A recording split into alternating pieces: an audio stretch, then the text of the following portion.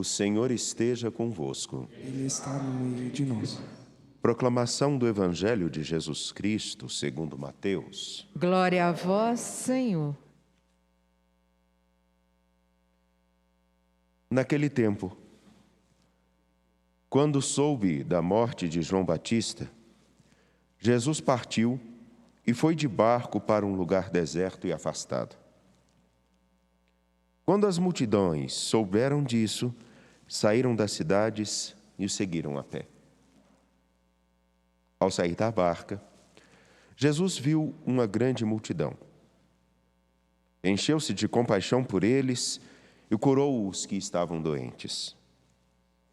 Ao entardecer, os discípulos aproximaram-se de Jesus e disseram: Este lugar é deserto e a hora já está adiantada. Despede as multidões para que possam ir aos povoados comprar comida. Jesus, porém, lhes disse: Eles não precisam ir embora. Dá-lhes vós mesmos de comer. Os discípulos responderam: Só temos aqui 5 pães e 2 peixes. Jesus disse: Trazei-os aqui.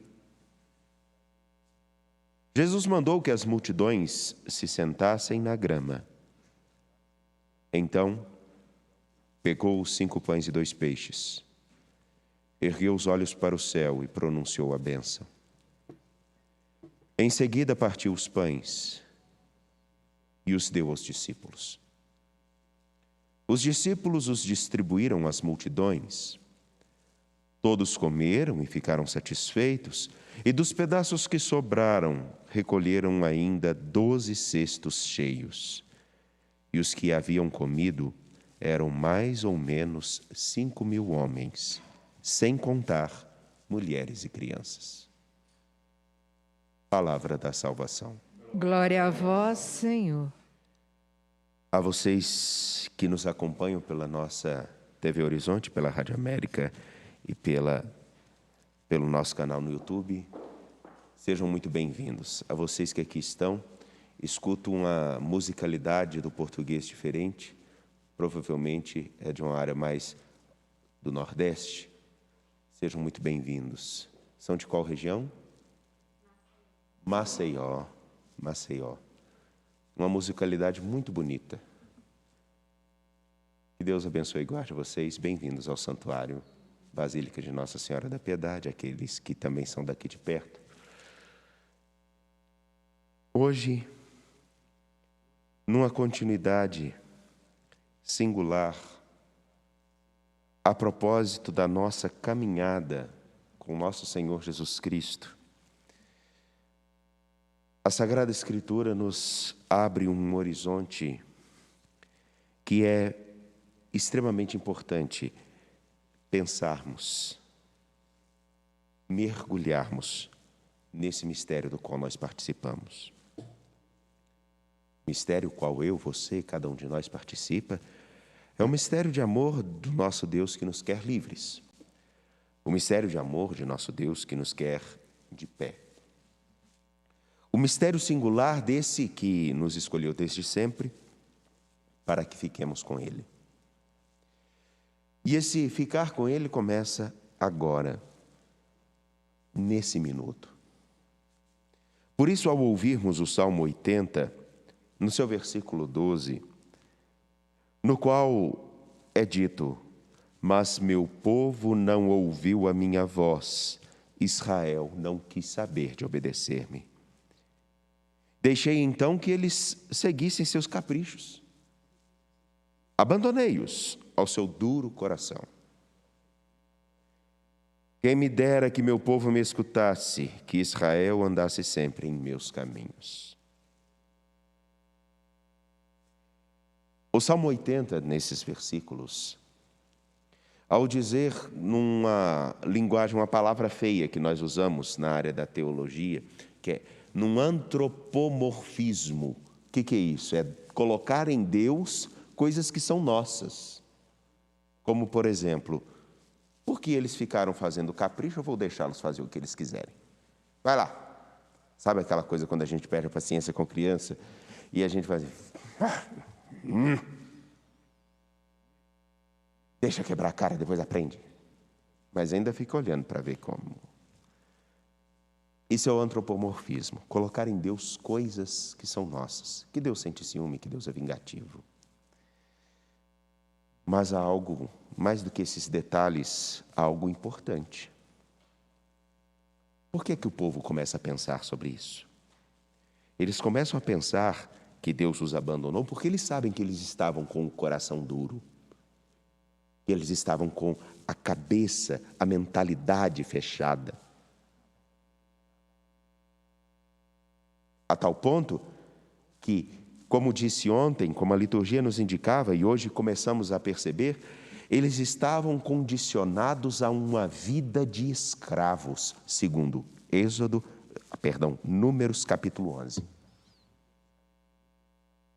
Estavam com saudades de uma vida na qual eles podiam comer peixes, e agora eles querem carne, querem pão. Mas vejam que coisa, por causa de uma mentalidade, eles começam a sentir saudade de carne e de pão, mas são capazes de, por causa da carne e do pão, entregar a sua liberdade, a sua vida. Existem tantos que entregam sua vida e sua história por causa de um coração duro, de uma mentalidade de escravo, que entregam a sua vida na mão de pessoas, que entregam a sua felicidade na mão de pessoas, de coisas.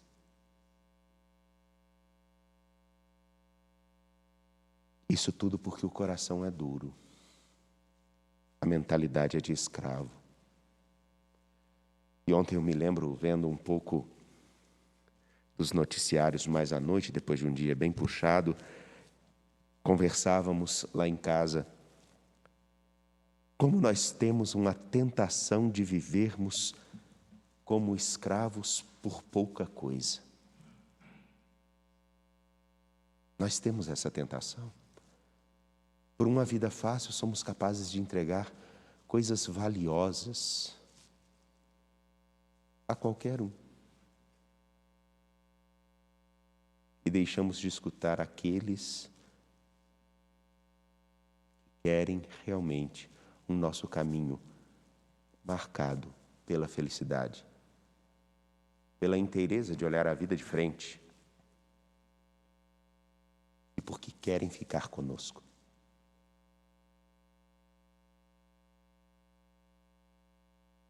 Só tem um detalhe.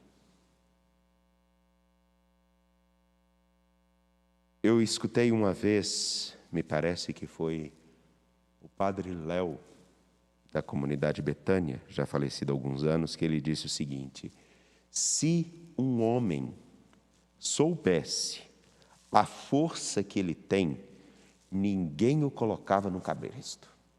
Se um leão soubesse a força que ele tem, ai de quem tentasse colocá-lo numa jaula de qualquer forma, se não tivesse um arsenal muito grande para imobilizá-lo. Justamente porque não sabemos da grandeza, da força que nós temos, não só como humanidade, mas principalmente quando escutamos aquele que é a vida. Se nós tivéssemos um olhar aberto, um coração dilatado e a mente muito bem ajustada ao que o Senhor Jesus Cristo nos ensinou, nós veríamos que as dificuldades do tempo presente podem até ser grandes, mas o maior empecilho que nós temos para que o nosso tempo tome uma nova forma, um novo jeito, somos nós.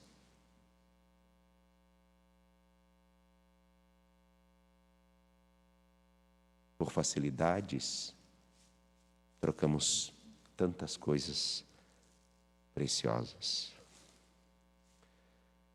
Quem me dera que meu povo me escutasse, que Israel andasse sempre em meus caminhos. Quem me dera. E esse Israel é o povo de Deus. Israel sou eu e você. Se nós escutássemos realmente a nosso Deus, nós veríamos uma parte estranha do Evangelho, na qual Jesus diz para os seus discípulos, e à tarde eu vou me debruçar mais sobre ela, onde ele diz: essa multidão de gente que está aqui, eles não precisam ir embora. Vocês mesmos darão a eles de comer. Se fosse eu, com uma multidão de gente à minha frente, eu ia olhar assim, me perdoem a brincadeira, e falar: eu? Quem sou eu diante disso? Essa praça, eu me imagino essa praça lotada de pessoas, e de repente eu ter que providenciar comida para 15 mil pessoas, tendo nada. Graças a Deus tem, viu, gente? Mas eu ia olhar assim: eu vou fazer o quê?